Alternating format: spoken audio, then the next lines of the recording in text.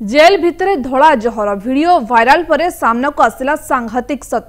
Khordha jail में बेधड़क भाव में चली ब्राउन सुगर कारोबार। जेल परिसर में रोथिबा अंतेवासी मानक पाखरे पहुंचुछि ब्राउन सुगर और अन्यान्य मादक द्रव्य। जेल में नियोजित थिबा असाधु कर्मचारी मानकु हाथ बारिश करी जेल में रोथिबा अपराधी एवं अभियुक्त मानक पाखकु अनायासरे निशा द्रव्य पहुंची जाउछि।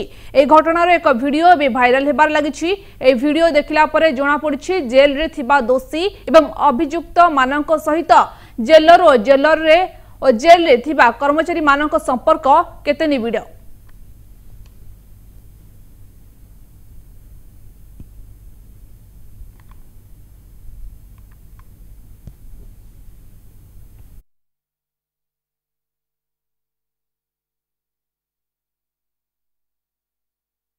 खोर्धा सबजेल भितर धड़ा जहर कारोबार आज को बहुत दिन है। खोर्धा परिसर मध्यरु कोटी कोटी टंकार धड़ा जहर कारोबार को प्रशासन धरी बेले किपरि भाव में खोर्धा जेल मध्य धड़ा कारोबार चली। जेल मध्य को प्रवेश करने को 3 गोटी प्रवेश पथ 3 गोटी प्रवेश पथ मध्य जांच होई जहाँ खाद्य भितर को जाए किंतु ता मध्य किपरि भाव में धड़ा जहर भितर को जाऊँगी भितर कारोबार होउची यह खोर्धा बासी गोटे प्रश्नवाची सृष्टि करिछि।